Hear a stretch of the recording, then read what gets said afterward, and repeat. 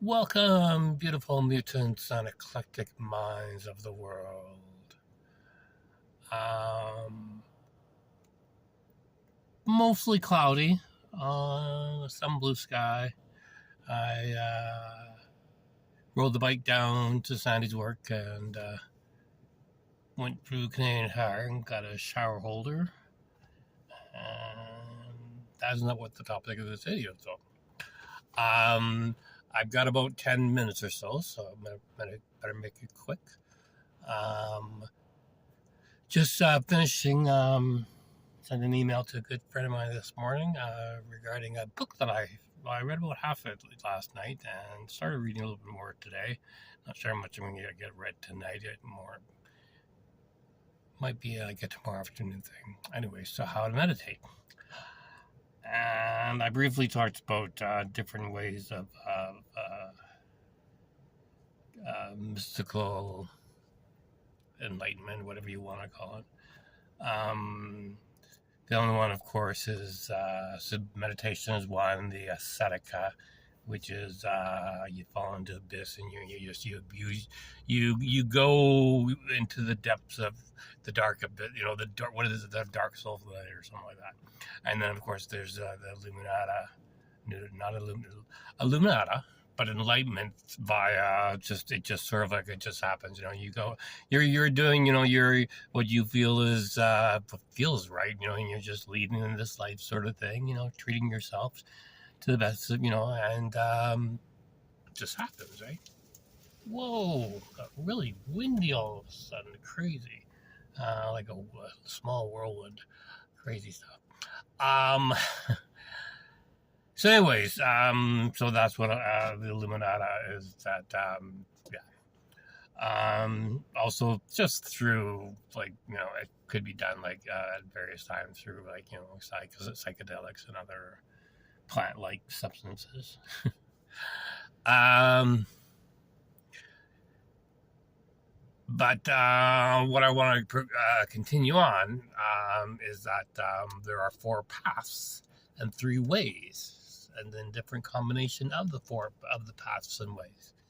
So I'll go with the paths in order of how they were explained in the book, and the same with the ways, and then I'll explain what how I'm going to go about it. So path number 1 is the path of the intellect, right? So it's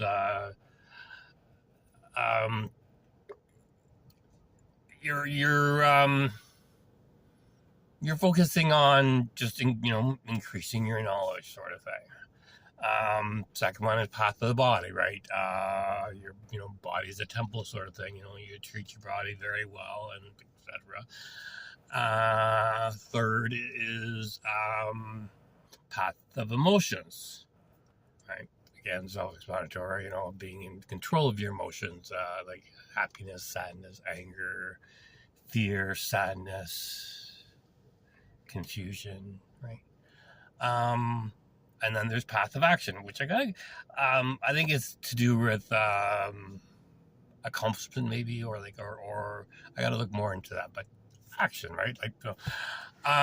So those are the 4 paths, and then there's the 3 ways is the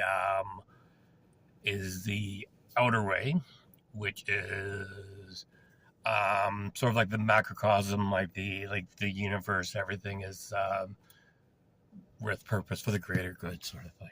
And then there's the middle way, which they didn't explain that much. And then, but I think it's nothing. It's sort of like a solitude. It's just the middle ground, I guess, right? Like this.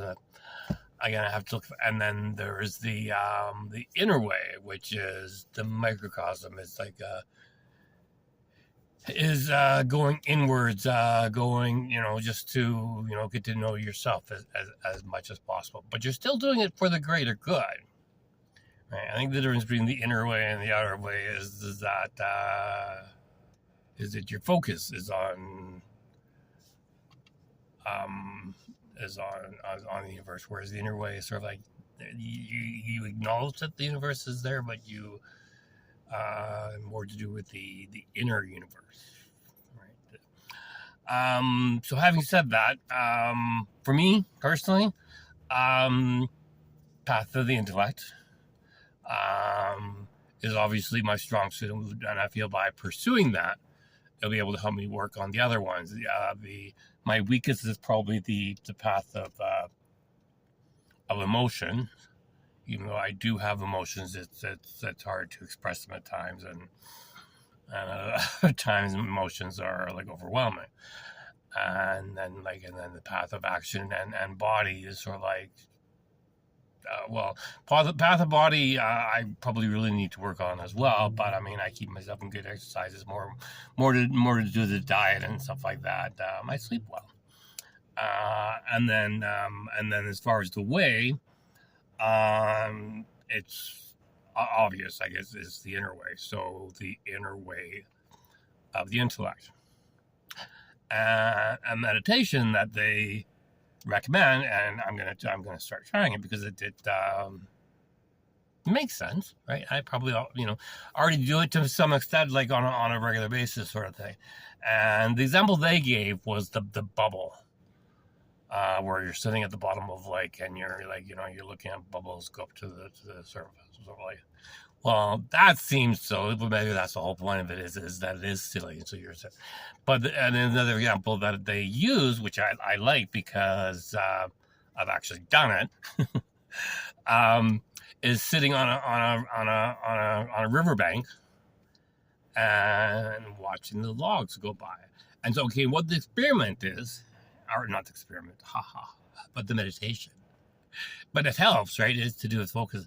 Is that as the log is floating by, you're thinking of a thought, just one thought, right? And then as that log floats by, you stop thinking about that thought, and then you see another log coming in on the rise, like coming down the river, and you just think of another thought, right?